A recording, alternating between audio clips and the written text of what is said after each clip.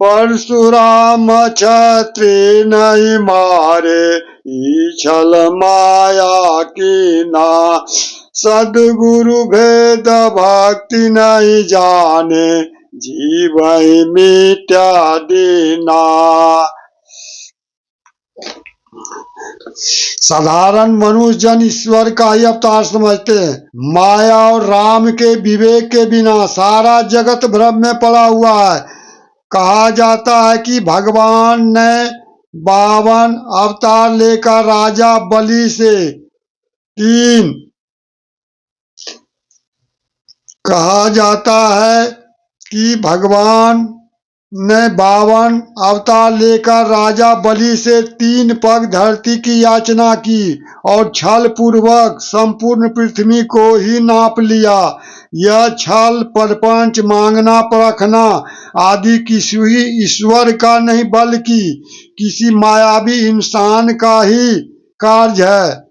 किंतु जो अज्ञानी मनुष्य हैं वे इसे ईश्वर का अवतार मानते हैं और इसी भ्रम में भटक रहे हैं। सच तो यह है कि मनुष्य के मन में जो माया है, सच तो यह है कि मनुष्य के मन में जो माया है उसी के कारण मनुष्य भ्रमित हो गया है। सच तो यह है कि मनुष्य के मन में जो माया है उसी के कारण मनुष्य भ्रमित हो गया है। क्या कभी कोई भगवान परशुराम रूप धारण कर क्षत्रियों का विनाश कर सकता है? अर्थात नहीं, क्योंकि मार काट इत्यादि किसी मायावी मनुष्य का ही कार्य है। ईश्वरादेश की भावना से ही मनुष्य नौ सदगुरु की भक्ति में ही सुखानुभूति होती है, किंतु भ्रांति में पड़े सारे मनुष्य झूठे आदेशों को मानकर ईश्वरादेश में रत अवतारी लोगों के प्रति भक्ति का प्रदर्शन करते हैं, माया का प्रदर्शन करते हैं।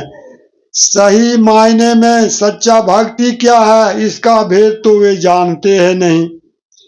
सही माने में सच्ची भक्ति क्या है इसका भेद तो वे जानते ही नहीं और भ्रांति में पड़कर सारे मनुष्य झूठे आदेशों को मानकर ईश्वरादेश में रत अवतारी लोगों के प्रति ही भक्ति का प्रदर्शन करते हैं, परमात्मा का भक्ति नहीं करते हैं, माया की भक्ति करते हैं। मनुष्यों का यह मानना है कि सृष्टिकर्ता श्री राम जी ने माता सीता के साथ विवाह किया और पाषाणों से पुल का निर्माण करवाकर सागर को पार किया, किंतु ये सारी धारणा झूठी है। जो विवेकवान पुरुष हैं वे कभी उन्हें भगवान मानकर उपासना नहीं करेंगे। जो विवेकवान पुरुष है वे कभी भी उन्हें भगवान मानकर उपासना नहीं करेंगे। मनुष्यों का यह मानना भी गलत है कि प्रभु ने ही कृष्ण का रूप धारण कर गोपी और ग्वालों के साथ गोकुल में निवास किया और कंस का संहार किया, क्योंकि ईश्वर तो बहुत कृपालु होते हैं, वे किसी को संहार क्यों करेंगे। ईश्वर पराजित भी नहीं होते हैं और न बीजी होते हैं। बुद्ध रूप धर के राक्षसों की बुद्धि को पलटने वाले अथवा वेद मार्ग को हटाकर पद भ्रष्ट करने वाला भी कोई नहीं है।